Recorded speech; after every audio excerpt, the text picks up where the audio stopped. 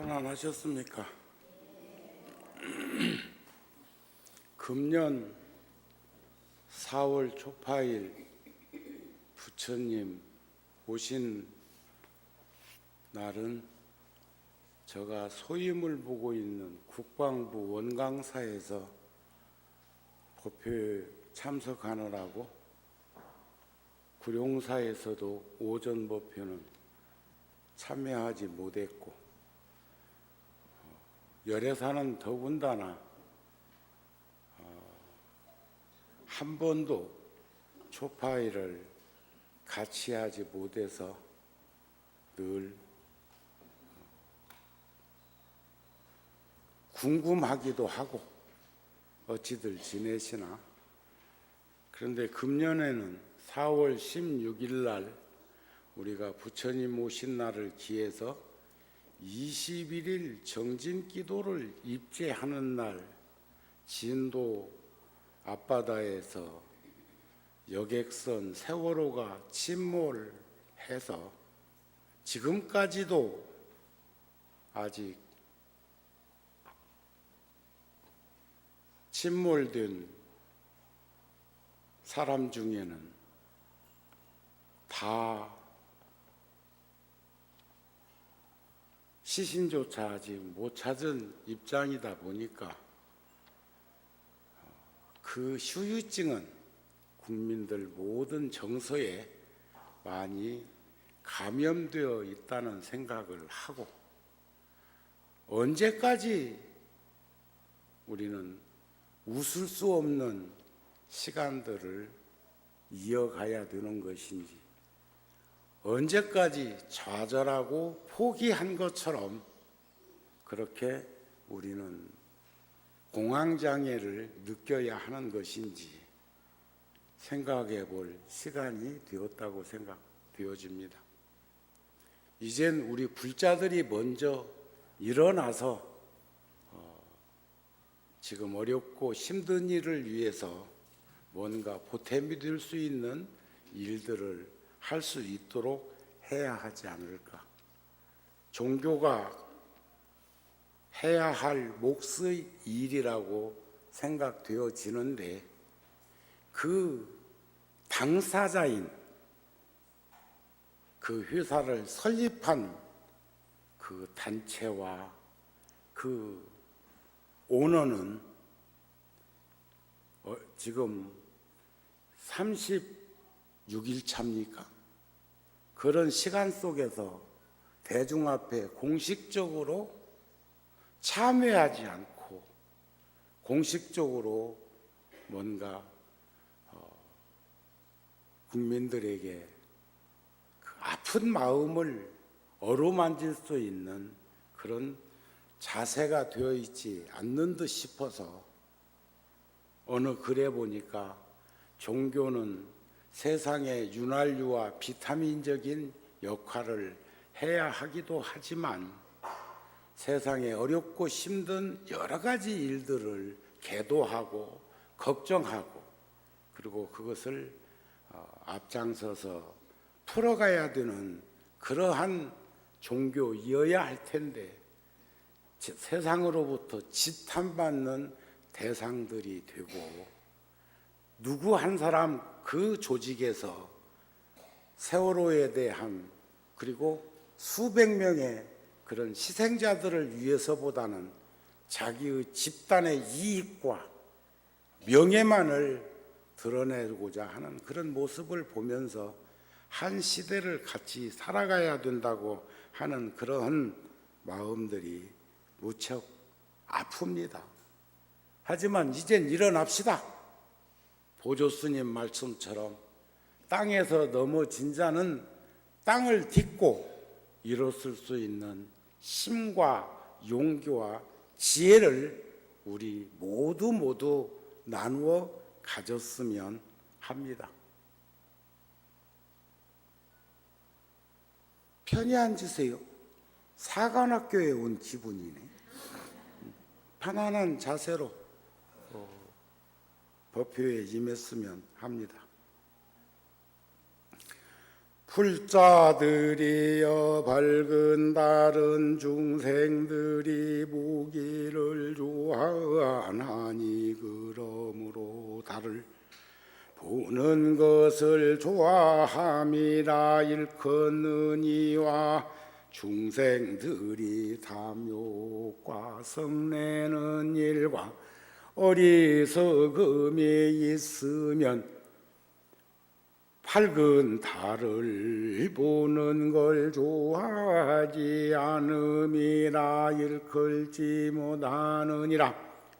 열애도 그와 같아서 성품이 그 순이라고 착하고 깨끗하고 때가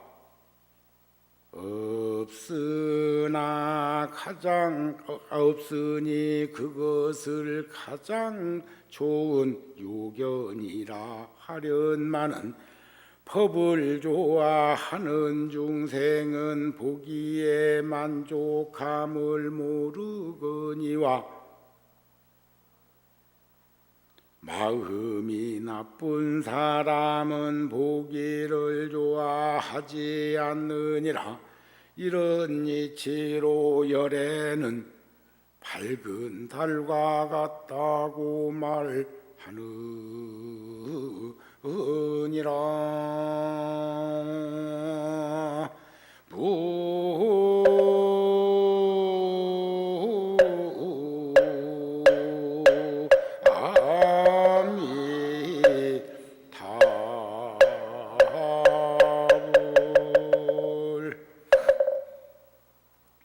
우리 속담에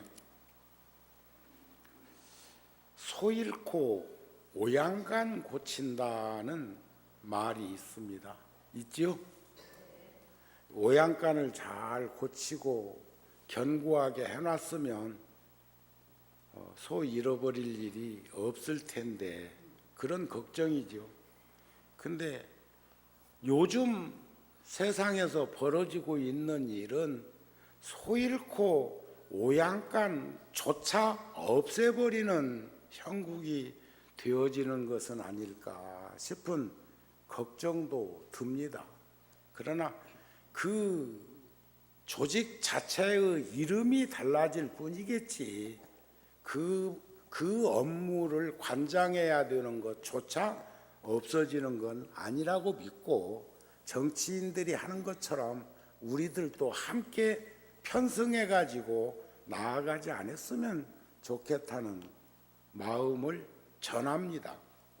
그렇지 않는가요? 난 그렇게 생각이 되어지고 또 하나는 우리가 근간에 끊임없이 반복해서 들여다보고 있는 내용들이기도 하고 제가 이번 우리 붓다지 5월 달에 참담한 심정을 글로 남겨놓았습니다. 아직 안 보신 불자들은 보시고 가족들에게도 한번 읽어볼 수 있도록 해 주었으면 합니다. 거기에 그런 말씀도 해놨죠. 우리들 가슴에 살아남아 있는 이는 죽은 이가 아니다. 그런 말씀도 인용을 했습니다. 또 그러기만 한 것이 아니라 물질적으로는 농경사회가 산업화 사회로 정보화 사회로 요즘은 인터넷 사회로 이렇게 변화되고 아날로그 시대도 우리는 맛보지 못했던 청년 시절이 있었는데 요즘은 디지털도 이제는 명함을 내놓지 못할 만큼 세상은 전변하고 있다는 것은 모두가 다 동의할 거라고 생각이 되어집니다. 요즘 우리들이 일상적인 생활 속에서 쓰여지고 있는 물건들을 그 처음 만들 때의 그 요건을 다 충족할 만큼 우리들이 활용해서 쓰고 있지 못하는 물건들이 참 많습니다. 전 휴대폰 같은 것 하나만 보더라도 그렇습니다. 휴대폰을 제가 처음 손에다가 쥐어본 게 94년도이었었는데 그러면 20년 사이에 그 변화되는 모습을 저는 수용 못하고 있습니다. 지금도 한 10가지 기능도 저는 모르고 있습니다. 그런데 뭐 나보다 더한 이들도 있겠지. 법당에서 휴대폰 소리 울려도 진동으로 어떻게 하는지도 모르는 이들도 있고 그거 끌 줄도 모르는 이가 있고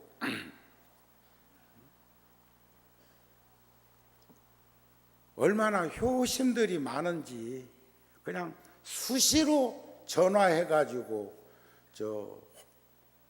전화 받으면 안심이고 안 받으면 걱정인 삶을 살고 있는 일도 많고 옛날 그 옛날에는 전기도 전화도 또 방송도 전혀 우리들이 접하지 못한 그 어린 시절도 있었건만 우리들은 그 홍수에 휩싸여 가지고 정신없이 동서남북도 가름 못하는 인생으로 내몰리는 것은 아닌가 싶은 생각도 해봅니다.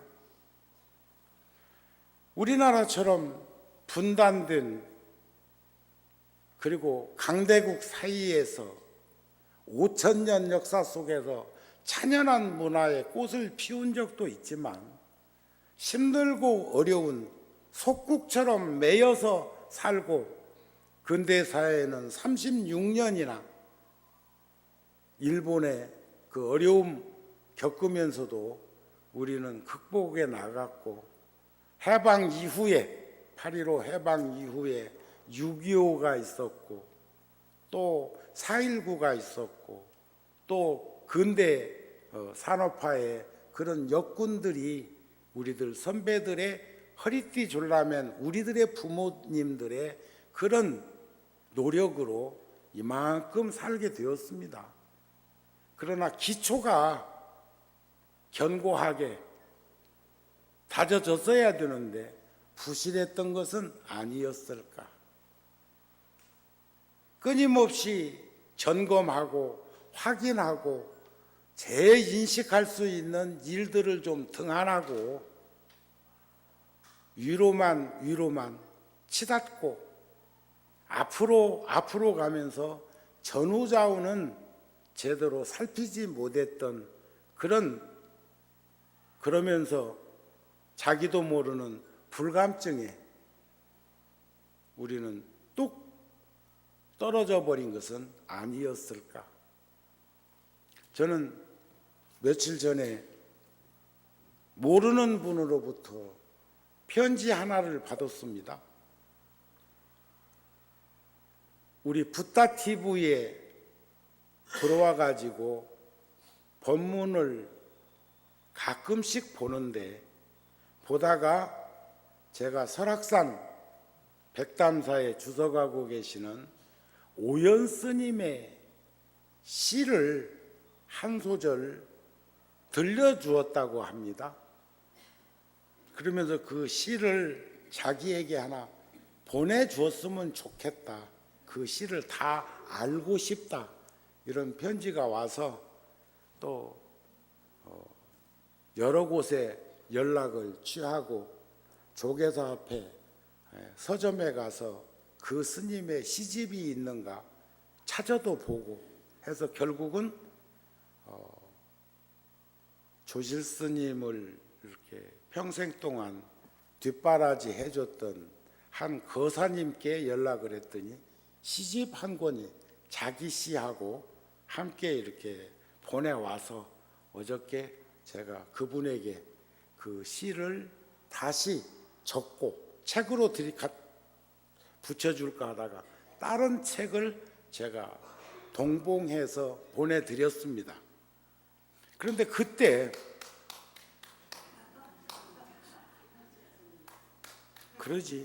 그렇게 자상하고 친절하고 그런 스님이 지금 법문하고 있는데 박수 치고 싶지.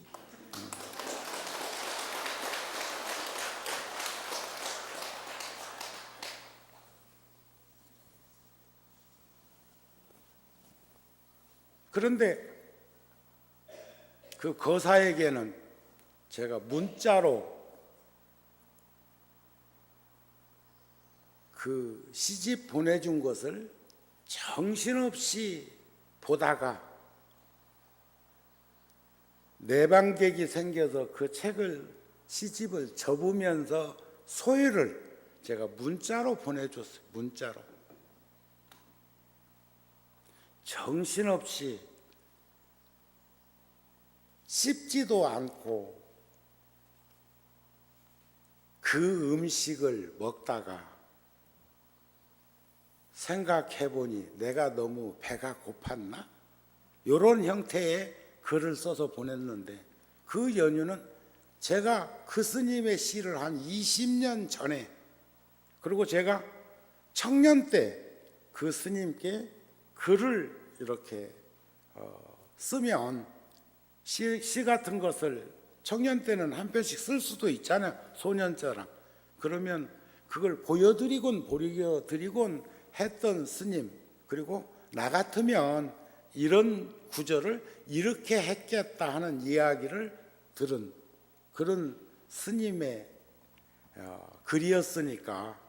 그런데 그 스님 이번에 시집을 전문을 보다가 참 재미있는 시를 봤어요. 내 나이 70쯤 되었을 땐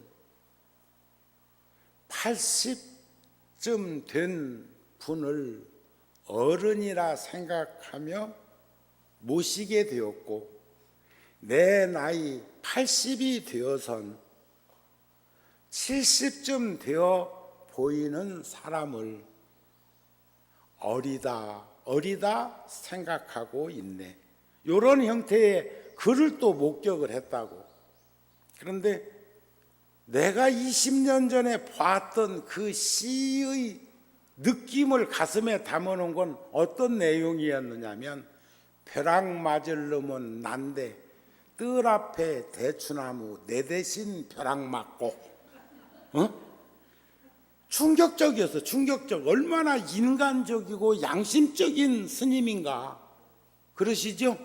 근데 실질적으로 이번에 시집에 있는 시를 보니까 그렇게 안 써져 있더라고요. 그래, 거기서 내가 또 깨우침을 받은 게 있어. 아, 그때 내가 나라면 나는 그런 시심을 그렇게 생각하고 만들어가지고 내 것을 만들었었구나. 근데 그 스님 정작 20년 후에 본 그 시의 내용은 절 앞 밭에 대추나무 벼락 맞고 무슨 죄 지었길래 벼락 맞았을까? 벼락 맞을 놈은 난데? 이렇게 구성되어 있지. 그리고 뒤에 뒷면에 보니까 그래도 세월은 그렇게 가고 있습니다. 그랬던가? 그 내용을 20년 전에 보면서 나는 그 내용을 20년 전에 그렇게 구성시킨 거지. 그죠? 벼락 맞을 놈은 난데 뜰 앞에 대추나무 내 대신 벼락 맞고. 그랬는데 대추나무가 벼락 맞은 것을 무슨 죄 지었길래 벼락 맞았을까? 벼락 맞을 놈은 난데 이러셨더라고요. 그 말이나 같은데 나보고 그 시를 다시 구성하라면 지금도 역시 마찬가지.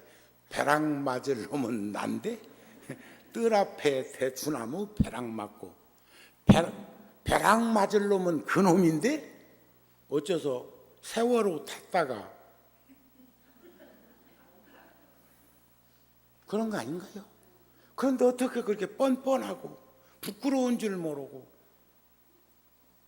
아무리 요즘 별별 소리들을 다 하고 있지만 어떻게 집단으로 그렇게 몇천 명씩 움직여 가지고 그럴 수 있는가요? 지금 그 종교에서 그 일을 했다는 거 아니잖아요. 그 종교를 창시한 분 가족들이 벌려놓은 사업 기관에서 그런 일이 생긴 것을, 그리고 많은 사람들이 거기에 있을 거라고 있다고 하니까 찾아야 할 거 아니에요. 그런 거 아닌가요? 그래서 그분들도 본업에 돌아가고 종교 생활을 편안한 마음으로 하실 수 있도록 했으면 좋겠고, 그분들조차 함께 집단으로 매도당하지 않았으면 좋겠다는 생각을 해 보았습니다. 그러시죠?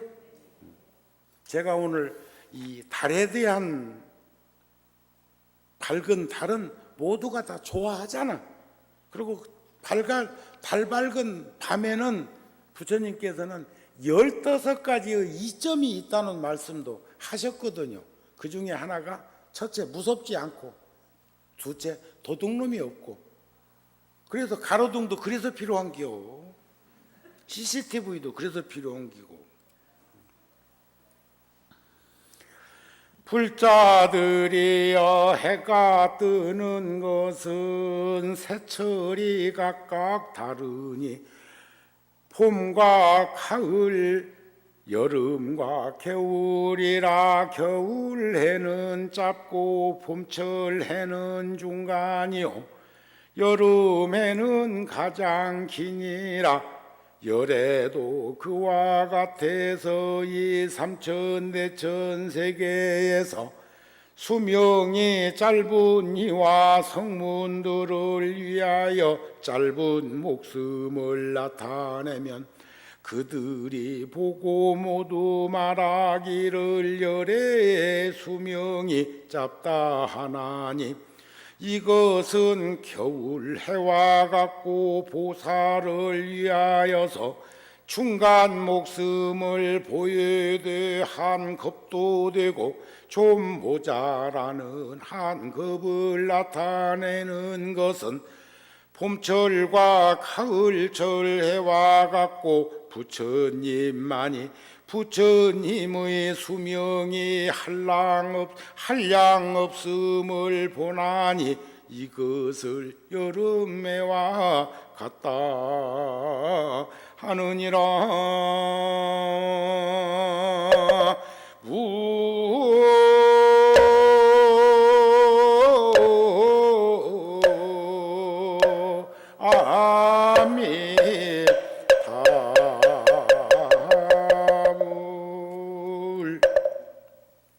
저는 49제 때 열애사에서도 가끔씩 이렇게 우리 초기에 함께 인연을 맺었던 불자들 가족이 생을 마감하면 법문을 청해서, 오늘 또 제가 관음제일 법회 마치고 나면 1시부터 불교대화 강의를 특강 형태로 구성해서 하려고 하니까 시간이 허락되거들랑 끊임없이 우리는 닦고 조이고 기름 쳐야 되잖니.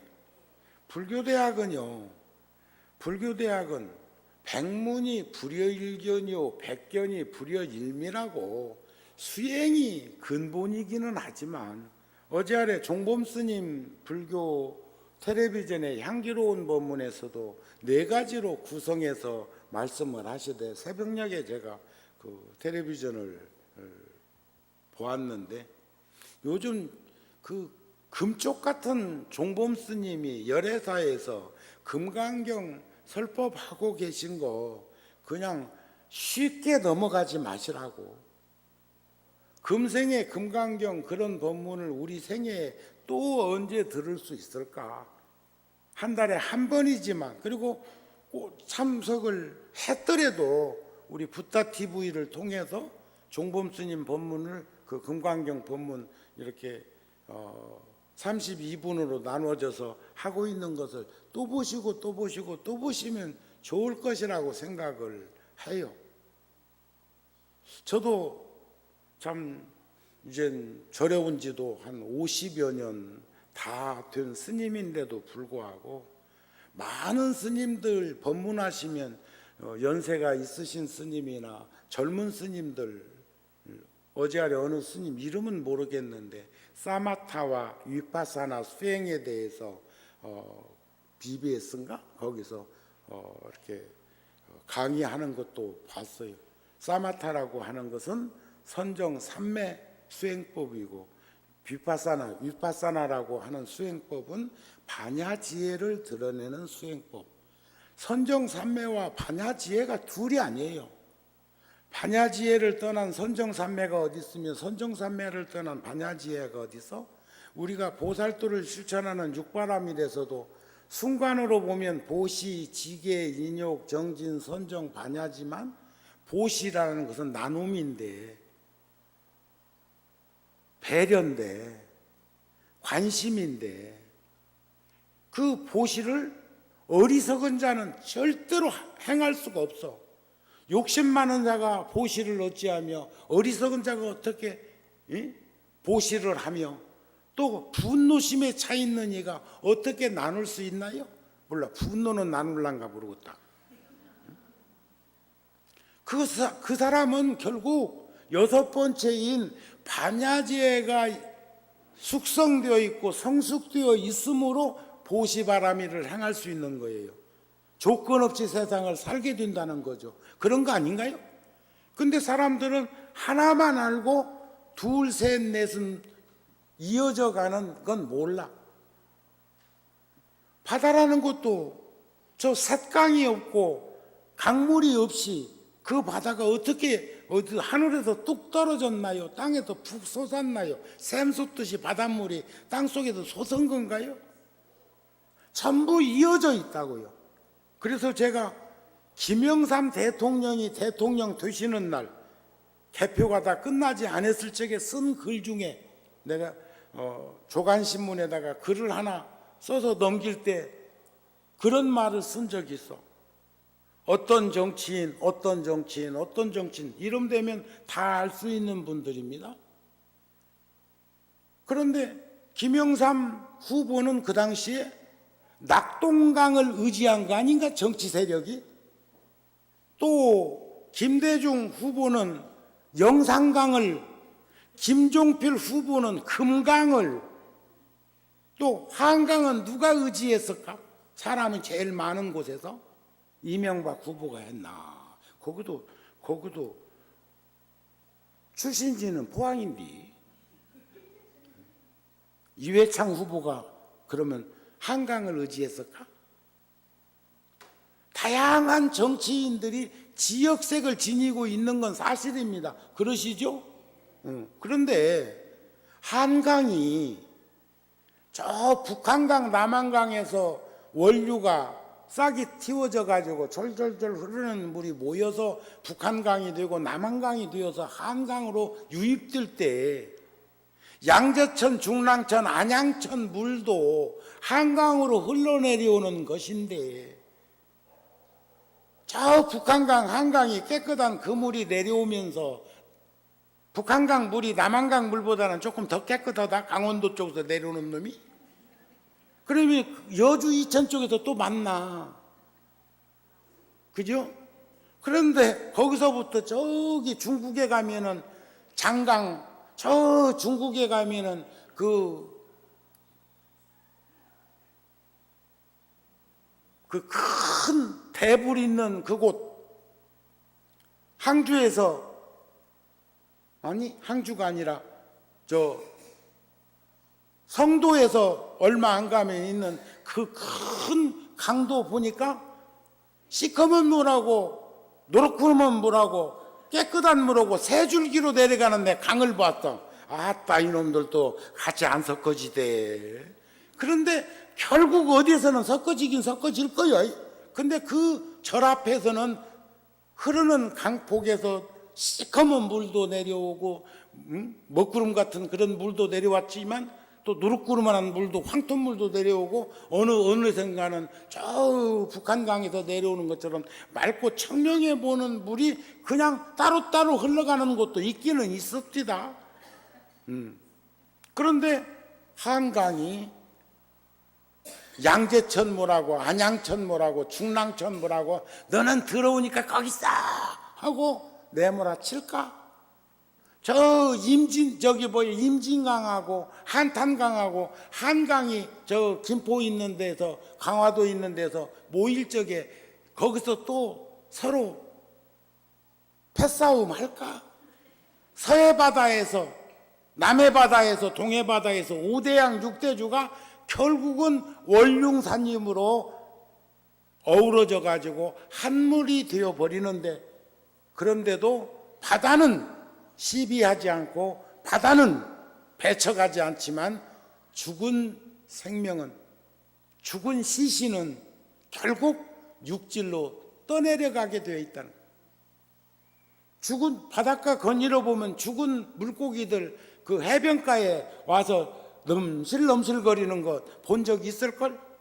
부처님 바다, 불법 바다도 또한 그러하야 신심이 없으면 죽은 목숨이요, 생명력이 상실한 이들은 불법 바다가 내뱉는 것이 아니라 스스로 떠밀려서 외곽지대로 가버리고 마는 그 이치를 볼 수 있었으면 한다는 그런 말씀도 될 것입니다. 이해가 되십니까? 자, 이제 제가 여기서 하나 상기시켜 드리고 오늘 법회를 마쳐야 될 대목이 있습니다. 무릎 꿇는 것 보니까 마치라는 거예요. 네.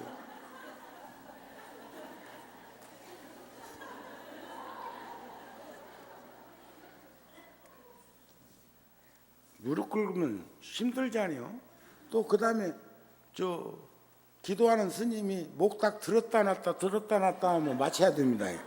시간 다 됐다 소리요. 나무아미타불 할 때만 목딱 잡아야지, 법문하고 있는데 뭘 밑에 있는 스님들이 만지작거리면 시간이 많이 갔다 그 말로 보니까 12시 넘어서 시작했어.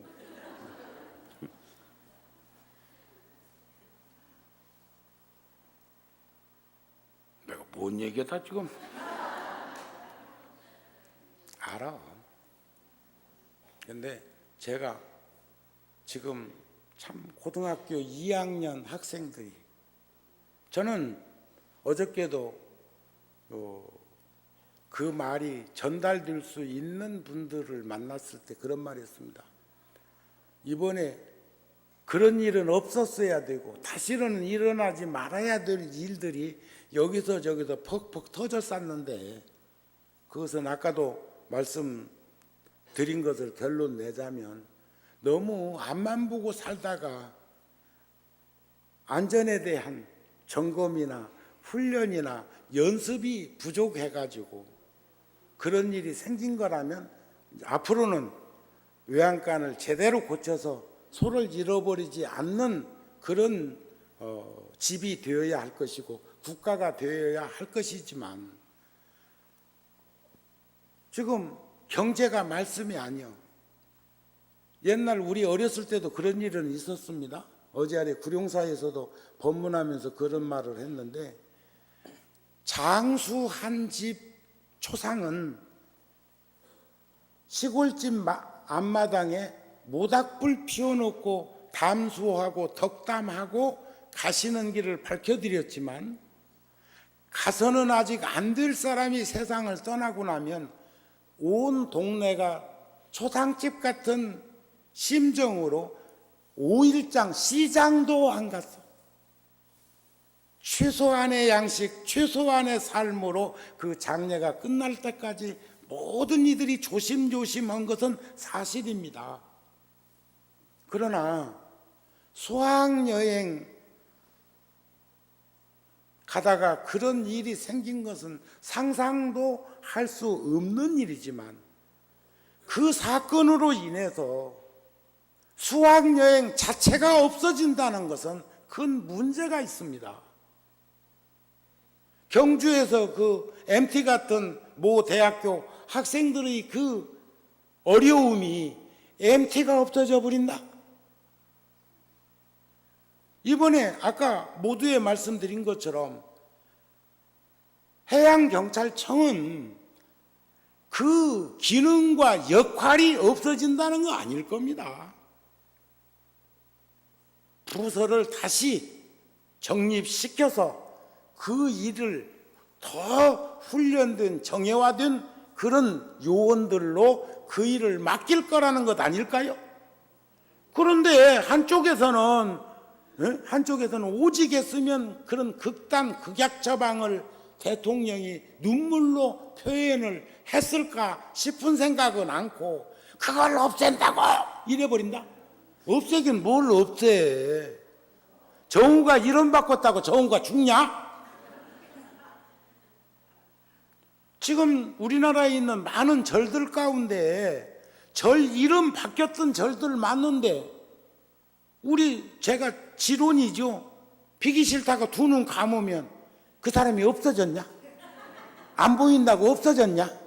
똑같은 이치 아닐까요? 국가를 믿읍시다. 현 정부를 믿읍시다. 단 제가 지금 이렇게 걱정하는 부분은 전달하십시다. 지금 내수 경제가 활성화되지 않으면 우리가 수입이 없는 수출만 해갖고는 우리나라는 외톨이가 되어가지고 왕따 돼가지고 결국 우리 망합니다. 수출도 하고 수입도 하는 거예요. 쓸 건 써주자고요. 그런 거 아닌가요? 응? 난 그렇게 생각되는데. 그러나 수학여행으로 그런 일이 생겼다면 그런 일은 다시 일어나지 않도록 해야지 수학여행 자체가 없어져서는 안 될 거라고 생각합니다. 근데 뭐 교육부인가 뭔가 거기서는 수학여행 금지해 놨다며? 더 각자가 우리가 꼭 자동차 회사에서만 만들고 나면은 그냥 타다가 고장나면 버리는 거 아니잖아요. 정비소 1급 정비소, 2급 정비소 있습니다. 3급 정비소도 있고 동네 의원이 있고 그보다 또 조금 더 큰 병원이 있고 더 큰 종합병원도 있는 거예요. 그런 거 아닌가요? 우리는 그냥 아프면 무조건 종합 큰 병원으로만 가려고 그러는데 국가 시책이 처음엔 동네 전문의한테 가서 확인하고 거기서 수술 같은 것이 여의치 않다고 할 때 처방 진단서를 끊어가지고 가면은 바로 입원이 되잖아요. 그런 거 아닌가요? 그런 것들이 좀 잘 되었으면 좋겠어요. 제가 그저께 이빨 하나 뺐습니다. 이빨 빠질 나이도 됐잖아요. 아직 틀리는 아니고 지금 내가 3개째 이빨 뺐다. 근데 감쪽같이 고쳐서 해놨어.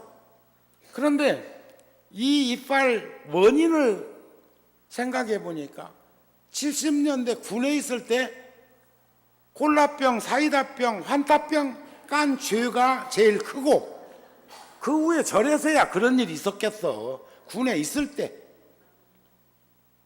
그리고 40년을 그래도 잇몸이 견뎌줘 갖고 썼는데 그저께 이빨을 몇 달 동안 견디다가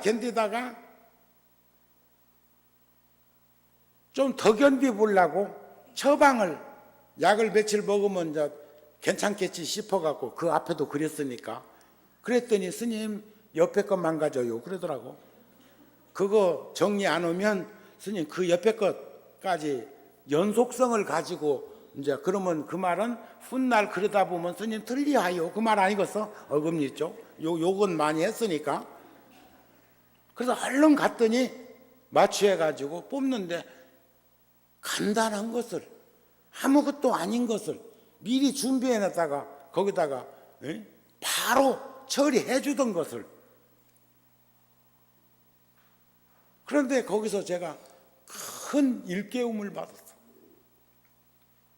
방치하고 놓아두면 결국 점검팀들이 또 그 선주가 그 짓을 한 걸 점검팀이 또 그 다음에 거기에서 그 안에서 확인했을 사람들이 하나 들어가 보니까 원인은 분명히 있었지만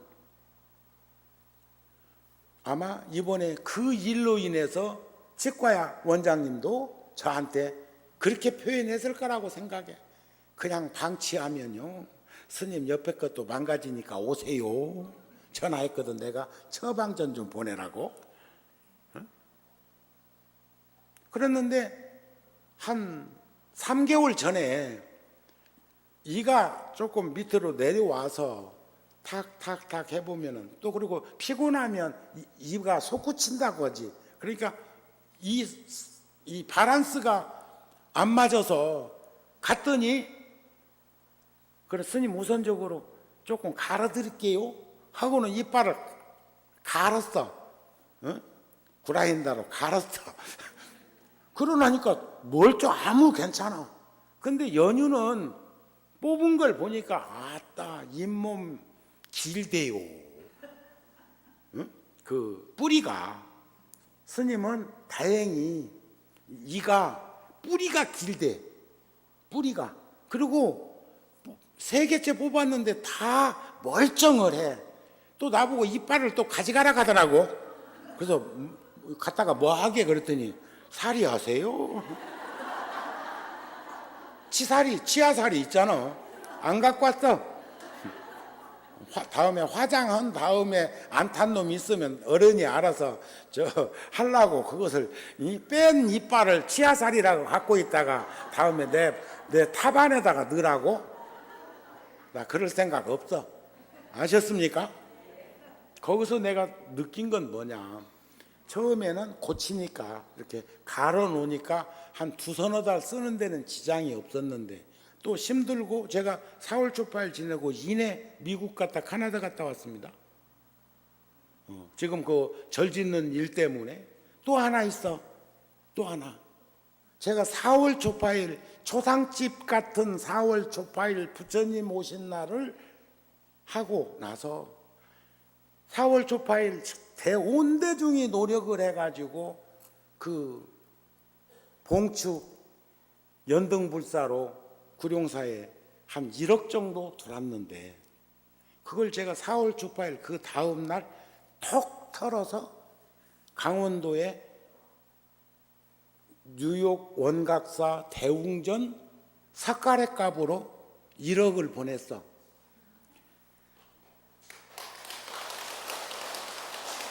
왔어요. 뭐 경계가 높은 거요. 아니면 구룡사 와가지고 그건 완전히 구룡사 돈인데 열애사 돈 아니고 그걸 거기다 동참한 것을 그렇게 모아서 잘 써주셨으니 고맙습니다 그 말인가? 지 돈 아니니까 잘 썼다 그 말인가? 나는 구룡사 주지스님이 내가 그렇게 이 얘기를 하는데 예 그러겠습니다. 바로 수용하고 그 온라인 번호 이렇게 알려주세요 하는 걸 보면서 나보다 훨씬 나은 스님이라는 생각을 했어. 나 같으면요. 내가 한번 그 전에 그랬죠. 내가 아침에 일어나서 마당도 쓸고 아침에 일어나서 저 새마을 노래 잘 살아보세. 그때는 시계도 없던 시절이니까 그 스피커에 나오면 일어나서 물도 기르다 드리고 하려고 했는데 잘 살아보세 뽕 따러 가세 노래가 지금 이제 나오고 지금 비지지 하고 일어나려고 그러는데 야 아무개야 안 일어나냐 하면 내가 나 자빠져 버렸어. 안 일어났어. 지금도 그 품새가 아직도 남아있는 것이 있어. 누가 뭘 하라고만 안 해. 잘 안 해. 어쩔 수 없어 할 때도 있기는 있는데 입에 땡감 부른 것 같은 기분은 기쁘고 즐겁지를 않아. 그러니까 그런 마음을 가지고 있는 정우 스님이 여러분들에게 뭐 해라 개인적으로 여기 두고 너한테 들어본 사람 불사할 때 뭐 하세요? 이 얘기 들어본 사람 있으면 한번 손 들어봐봐. 들어본 사람 있으면 나는 성도가 요거 많치는데 지한테 뭐라. 난 손 드는 줄 알았네, 성도 스님이. 그렇지, 열애사 가서 살으라고 했지. 없어. 내 경험을 내 경험으로만 난 인지하지 않는다. 그 생각은 모두가 다 대동소이할 거라고 생각을 하고 사는 거죠. 그런 거 아니에요? 그런데 구룡사 주스님은 물론 나오고 오래도 살았지. 30년 넘게 살았으니까 지금 34년 같이 살았나? 또 34년 살았다고 하니까 대관절 절에 몇 살에 왔대. 그리고 지금 나이가 40 넘었다 소리네. 그래도 내 눈에는 아직도 어리게 비칠 것 아닌가? 아니요. 나는 절대로 내가 살아온 성장하는 과정이 있었는데, 나도 또 10대 때도 내가 어리다고 생각 안 했는데 40 넘은 놈을 내가 지금도 어리다고 하겠어? 그렇게 생각 안 해. 여러분들도 그런 생각하지 말아요. 아셨습니까? 중학교 2학년만 넘으면 존중해야 합니다. 중학교 2학년 정도만 되면 세상 다 안목 있는 자기 눈으로 자기 경계를 갖고 있을 수 있는 나이라는 게 인류 사학자들 얘기예요. 그런데 예, 그러겠습니다 하는 걸 보면서 너무 기뻤어. 그런데 도리어 나는 내 스스로 거울 앞에서, 종범 스님도 경은 거울이다 그랬어. 네 가지 쓰죠. 간경하는 거, 참선하는 거, 또 그다음에 염불하는 거, 주력하는 거, 예? 이렇게 이런 것을 거울로 표현하시되, 거울. 경은 거울이다. 거울은 우리가 거울 보러 거울 앞에 섭니까? 나는 종범 스님 그 말씀 너무 공감이 되었어. 거울을 보는 건 나를 보기 위한 거죠. 경전을 보는 건 경전 보기 위해서 경전 보는 게 아니라는 거예요. 경전을 보는 건 나를 보기 위한 거예요. 나를 본다는 건 나를 찾자는 거고, 나를 찾자는 것은 성불하자는 거 아닌가요? 그러시죠? 그래. 응? 그런 마음속에서 우리가 한번 들여다보면 가르침 아닌 게 어디 있나요? 법문 아닌 게 어디 있나요? 그런데 나는 세면장에 가서 가슴을 쳤어.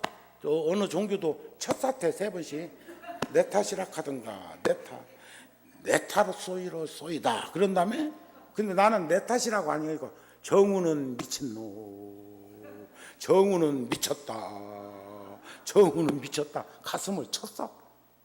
그래 2달, 10달 금년 정월달부터 그 한 등씩 법당등 키고 막 해가지고 그 모은 것을 탁,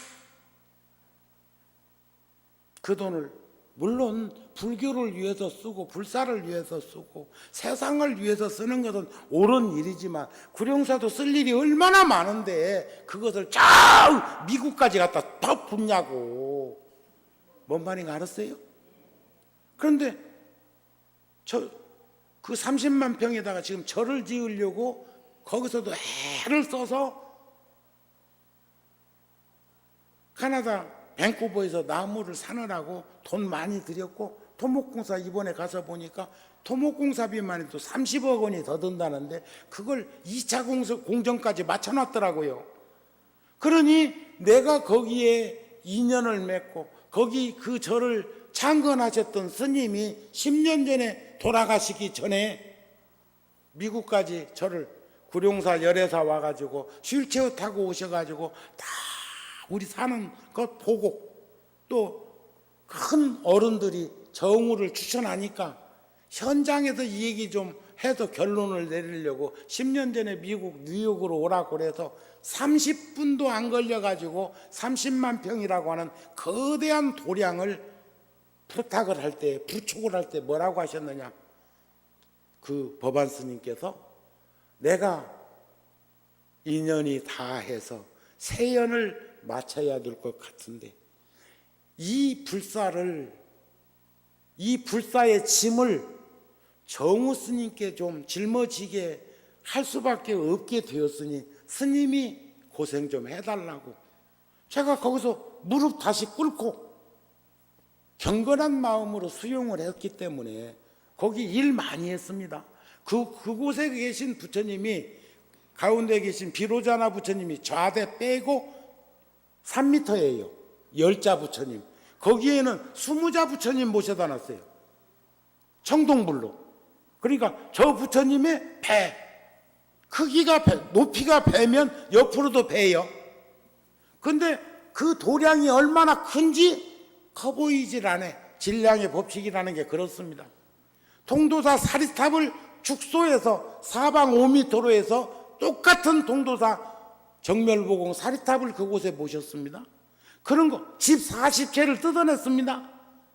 그 스님이 20년 동안 그 집을 쓰지 않아 가지고 방치되어 가지고 나무집은 안 쓰면 허물어져. 그걸 싹 뜯어냈습니다. 몇만 병 잔디밭을 다시 복원시켜 놨습니다.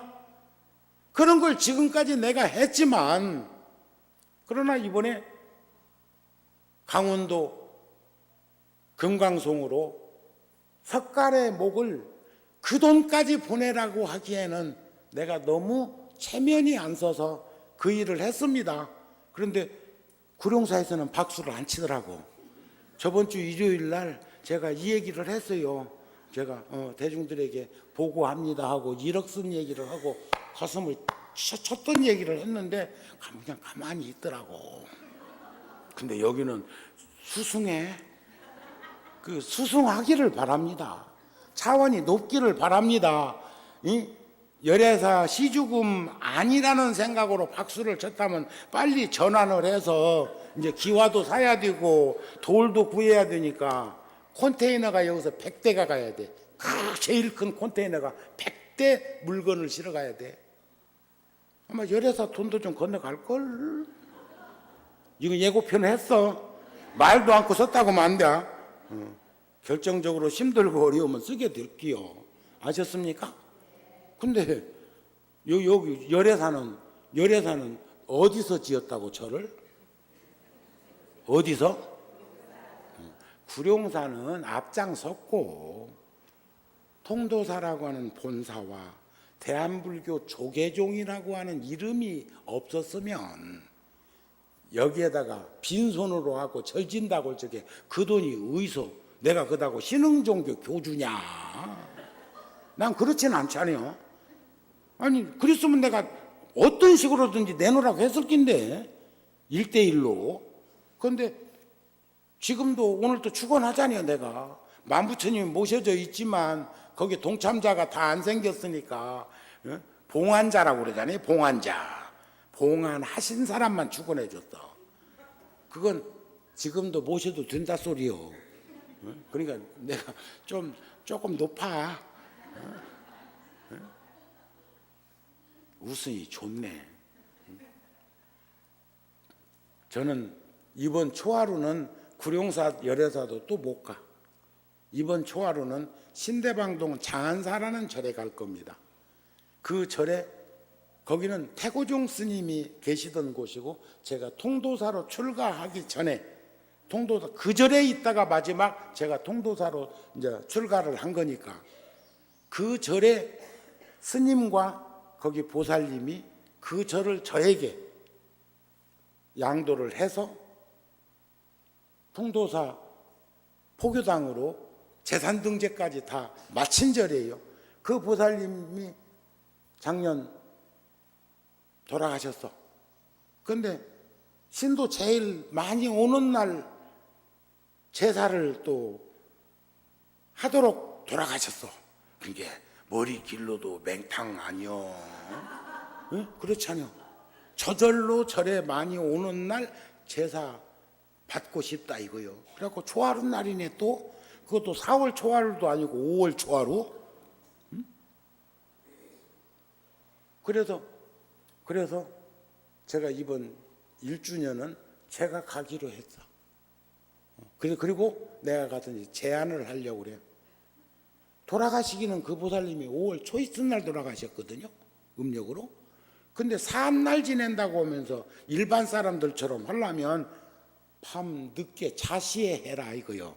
제사를 초하룻날 하려면 밤 11시에 하고 그리고 낮에 제사를 지내려면 초이튿날 해라. 그래도 3일간 기도는 하잖아요. 초3일 기도. 그때도 초하루만큼은 많이 안 와도 오긴 온다. 그러면 내가 매년 그래도 움직일 수 있는 동안에는 가드릴 수 있지 않을까. 선방에 가지 않는 한, 결제 중이지 않으면, 그런 마음으로 제안을 하기 위해서 이번에는 그 절에 갑니다. 아셨죠? 그러니까 부처님께서 뭐라고 표현하신 것으로 위로를 하고 싶느냐면, 아무리 우리가 오래 살아도 100년 이 짝 저 짝이요. 근데 18살, 17살에 그냥 집단으로 200명 넘게 생을 마감해버렸으니 안산 지역은 기가 막힌 꼴을 당한 거죠. 대한민국은 공황장애 느낄만 하지요. 부모라면 혈육의 정을 느끼는 분들이라면 다 가슴이 아프죠. 저는 이번에 문상객이 조의한 국민들이 200만 명이 넘고 가지 안에서도 가슴속에 담고 있는 분들이 많은 것을 볼 때 마치 IMF 때 금모으기 하고 달러 모으기 했던 유일한 백성 대한민국의 또 한 모습을 저는 목격합니다. 저는 희망을 잃어버리지 않습니다. 남의 일 아니잖아요. 세상에 그렇게 세상 떠난 것은 가슴 아픈 일이지만 문상객이 200만 명이 넘게 나 죽고 난 다음에 이렇게 열심히 살았는데 문상객 얼마나 올까? 자, 우리 국민은 참 숭고한 민족이고 거룩한 백성이에요. 그렇지 않습니까? 그래서 어떻게 생각하면 세상을 일찍 떠났으나 결코 우리들 가슴 속에 살아서 남아있는 한 떠난 것이 아니고, 우리는 세상을 떠났으나 아주 떠나는 일은 없습니다. 우리는 윤회하는 세상에 머무르고 있더라도 본전치기만 해도 인간 세상에 온다고 생각할 때 그 소년들은, 이번에 그 침몰된 희생자들은 가까이 이웃에 가까이 친족을 통해서 꼭 다시 와서 만날 것이라고 우리는 믿고 그런 마음으로 기도했으면 좋겠어요. 그렇지 않습니까?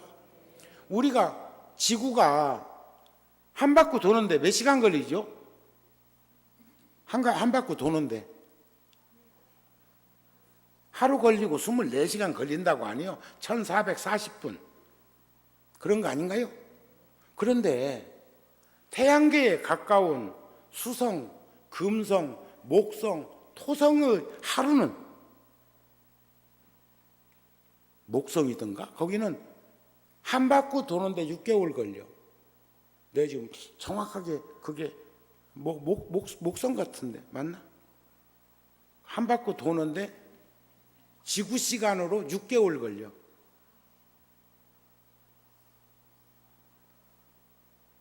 분침이 한 바퀴 돌면 몇 분이요?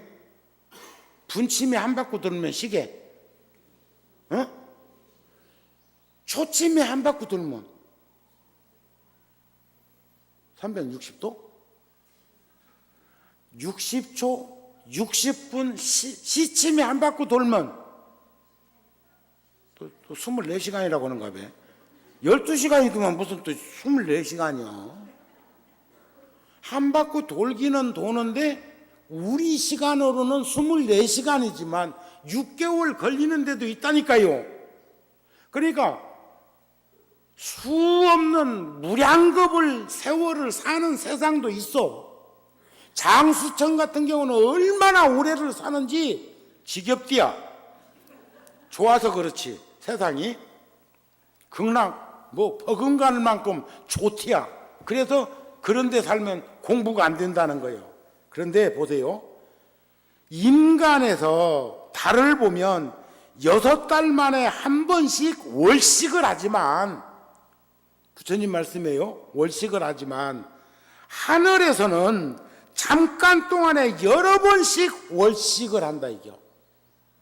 하늘에서 보면 지금 우주 전체 물리학자들이 얘기하는 것들도 지금 부처님 이런 말씀에 접근하고 있습니다. 왜냐하면 하늘의 세월은 오래고 인간의 세월은 짧은 연고다. 그러니까 이번에 우리들 시간으로 보면 18, 17살 먹은 또 애기도 같잖아요. 애기 아직도 16명 아직 못 찾았잖아요. 근데 지금 배에 있을까요? 꼭꼭 숨은 이는 계실지 모르겠는데, 응? 그렇지 않은 이들은 유실되는데 흘러서 멀리 가 있을 수도 있고, 16명 가운데는 다 찾아서 그 가족들 품에 돌려드려야 되겠지만 그것도 걱정되는 부분도 있어요. 화장을 할 때는 화장을 하더라도 그냥 그렇지 않고는 지금 분별할 수 있을까요? 누가 누군지? DNA 검사 안 해갖고는 안 될 것 같은데, 그래도 DNA라도 검사를 해서 확인되었을 적에 안심하는 거 아닌가요? 비행기 사고라든지 이런 걸로 그럴 때는 유품 같은 것들을 찾아가지고 거기서 그 무엇 하나라도 그렇게 하고자 하는 것이 그게 인정 아닌가요? 그러니까 달이 월식하는 것도 인간 세상에서 바라보면 6개월이라고 표현을 하지만 정명백세에서 최소한 한 80 넘어는 살아야 된다고들 생각을 하지만, 그리고 피우지 못한 그 몽우리꽃으로 떨어져 버린 그 소년들에게 청소년들에게 뭐라고 말을 할 수 있겠습니까만, 그러나 이 하늘에서 바라보면 잠시 잠깐에도 수없이 월식이 일어남을 보는 것은 시간이 다르기 때문이라고 하는 거. 그러니까 우리는 한없는 지구 돌아가는 숫자의 시간이라는 개념으로만 파악하지 말고 우리들 가슴 속에 살아있고 타산지석을 삼아서 다시는 그런 일이 일어나지 않는 대한민국으로 대변혁이 일어날 수만 있다면, 대통령 담화문 발표하실 때 하염없이 흐르는 눈물 보셨지요?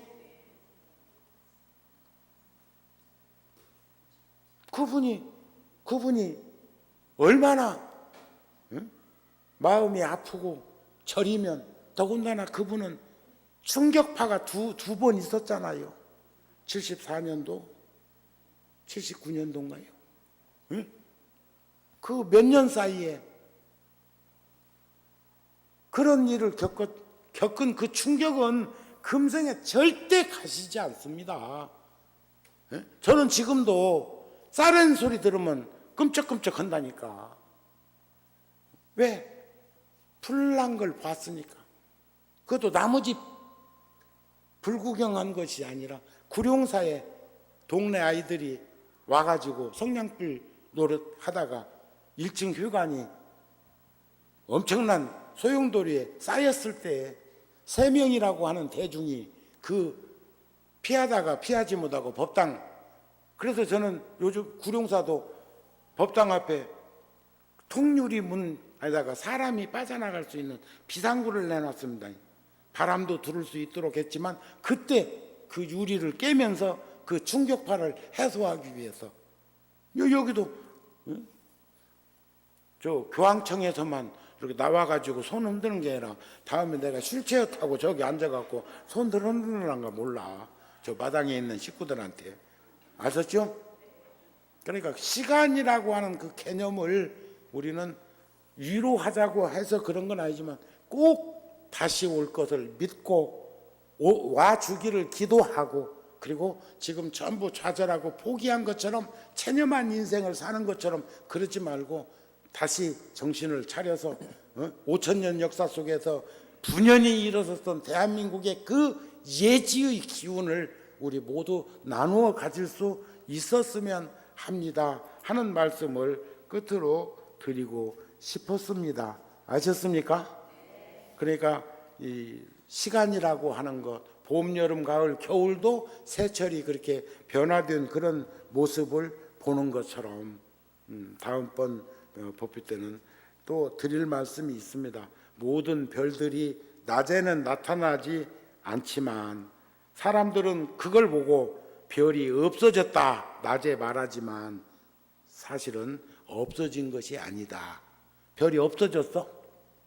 강한 빛에 묻힌 거죠. 우리들의 불성도 마찬가지.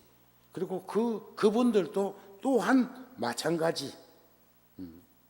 그래서 부처님도 그와 같아서 성문이나 영각은 부처님을 뵙지 못하고 보지 못하면 낮에 별이 보이지 않는 것과 같은데 부처님이 갔니 열반에 들었니 뭐 이렇게 표현하는 이런 부분에 대해서는 훗날 또 다시 법문하기로 하고 힘을 내셔서 특히 불자들이 먼저 앞장 서서 늘 살아온 거 생각해보면 아쉽지요. 하지만 그것에 이렇게 매몰되지 말고 일어서서 나아갈 수 있기를 바랍니다. 아셨습니까? 그렇다고 아무 데다 가거나 희죽희죽 웃으라는 건 아니요. 그런데 언제까지 웃음조차 다 잃어버리고 아픈 그 마음의 뭉치가 여기서 그대로 남은 가슴은 아프면 쓸어내리자고요. 예? 자, 힘내세요. 오늘 법회 마칩니다. 성불하십시오.